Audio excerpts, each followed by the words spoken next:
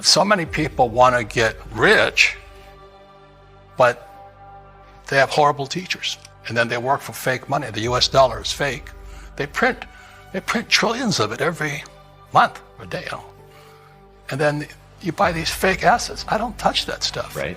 The reason is money is toxic. After 1971, people who work for money are getting poorer because the way your wealth is sucked out of you by the Fed, by the US Treasury, and by our government and our school system is the people that work for money get poorer.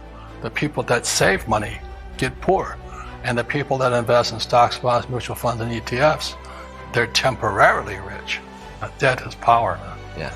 Money is credit today. Yeah.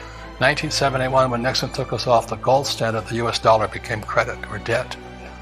And the average guy doesn't know that. Money doesn't exist. It's only up here.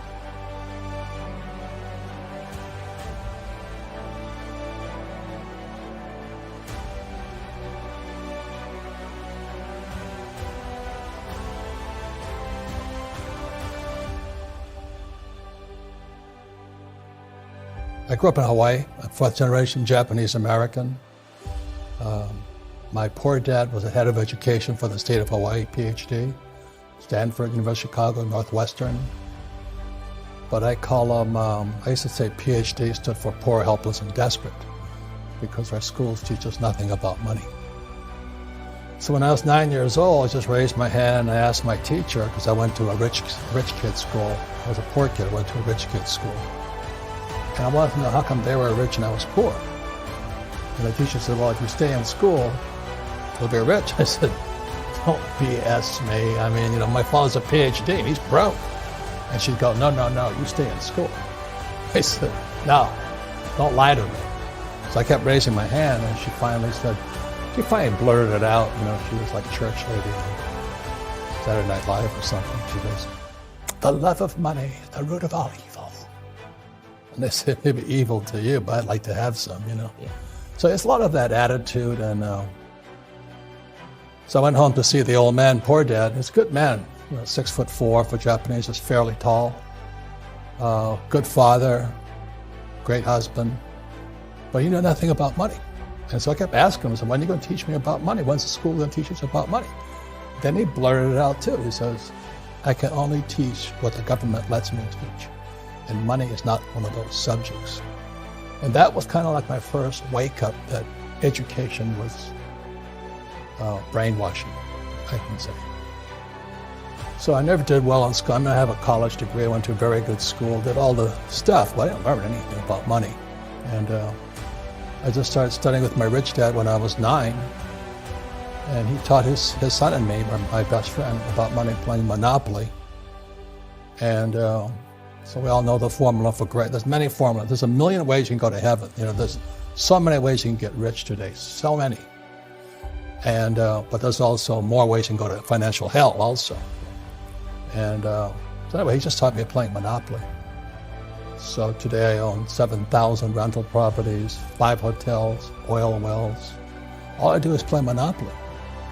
So it's not that hard to be rich, but you have to have good teachers.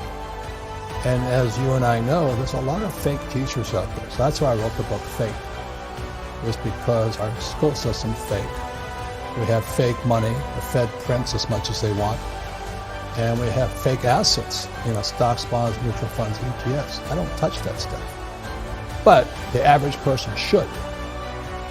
But I don't save money, and I use debt to get rich.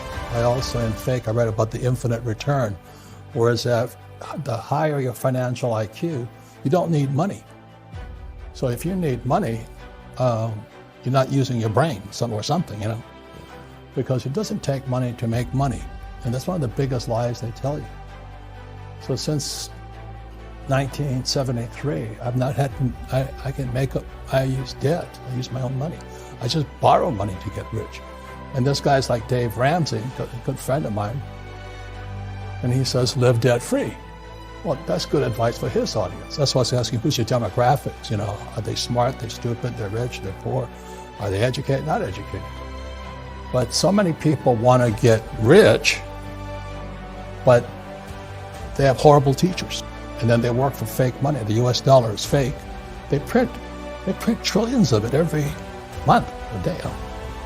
And then you buy these fake assets. I don't touch that stuff, but the average person should. So that's why demographics and a person's desire to be rich is probably more important than their education. Yeah. We talked about debt. Oftentimes people in society, they look at debt as bad. Do you mind kind of sharing what your mindset is around that? There's a good debt and bad debt? Well, if you're going to be educated, a person has to know there's between credit and debt. And that's why I mentioned the demographics, because the average person is not smart enough to handle that. All money today is credit. It doesn't exist. Credit is very simply the power to spend. That's all it is. So when you have a credit card, there's no money in that thing. They've just given you the power to spend. And the moment you spend it, you create debt. And then debt is this contractual agreement that you'll pay it back. Now the trouble is, most people ain't paying it back. Look at the student loan crisis we're in, which was brought about by Obama. I'm not Republican or Democrat, but the student loans used to be with the big banks. Today, they're with the U.S. Treasury. And the U.S. Treasury started taking in student loan debt, giving them credit, and now student loan debt is bigger than the subprime crisis that brought down the market in 2008. That's financial education. Now, I know I've seen a video of yours where you talked about, I think historically every 10 years or so there's been a crash, and anticipating one's coming. But what could someone do to, educate themselves, prepare, and take advantage of a potential crash? Well, what's wrong with a crash? That's what people don't understand. Crashes are really good. Yeah. Crashes are basically like Neiman Marcus having a sale. Right. So in 2008, when the markets crashed, they also lowered the interest rates. I thought I died and went to heaven. That means I get my debt cheaper. Yeah. So when the markets crashed, my partners and I borrowed $300 million and we bought more property. Wow. And so 10 years later, we're now almost 600 million in debt. We just passed $500 million. Right. But we get very rich off of debt. But that takes financial education. That's why I created the cash flow board game.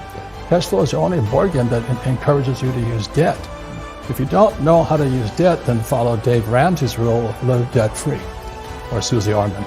So the good debt is the debt that makes you money, that you're in debt? More than that. Debt. Debt is power. Money is credit. 1971, when Nixon took us off the gold standard, the US dollar became credit or debt. And the average guy doesn't know that. Money doesn't exist. It's only up here. So what are some of the key mindset differences you found between the rich and the poor? Well, what was lesson number one in Rich Dad, Poor Dad? Rich don't work for money. Right. The reason is money is toxic. After 1971, people who work for money are getting poorer because the way your wealth is sucked out of you by the Fed, by the U.S. Treasury, and by our government and our school system is the people that work for money get poorer. The people that save money get poorer. And the people that invest in stocks, bonds, mutual funds, and ETFs, they're temporarily rich. But in a flash, they can lose it all because they don't have an education. So that's why I can ask the demographics. I generally speak to different groups, but primarily my groups are very well-educated entrepreneurs. Yeah, and we're here at an event called SellerCon, and you're talking about selling. The most important skill you said for entrepreneurs. Do you mind talking a little bit about that? Well, sales equals income. Yeah. If you can't sell, you have no income. Someone said, well, I don't have any income because you can't sell. It's that simple. So what I'm going to say to these guys is my poor dad, he was very disappointed in me because I was a pilot. And he wanted me to get my MBA and then fly for the airlines. And I said, I'm an employee. And then I wanted to become an entrepreneur. So my rich dad says, number one skill of an entrepreneur, you've got to sell. So the only job I really had was with Xerox. And because Xerox had a sales training program. That's the only reason. So I became number one in sales for Xerox. And then I quit and started my first business, which is the nylon and Velcro surfer wallet business. And I sold the hell out of that thing. The trouble is I sold more than I could produce, which got me in trouble. So it's a good lesson, you know. So my poor dad was very upset because he said, you know, you're a salesman. I said, what's wrong with being a salesman? He said, salesmen are crooks.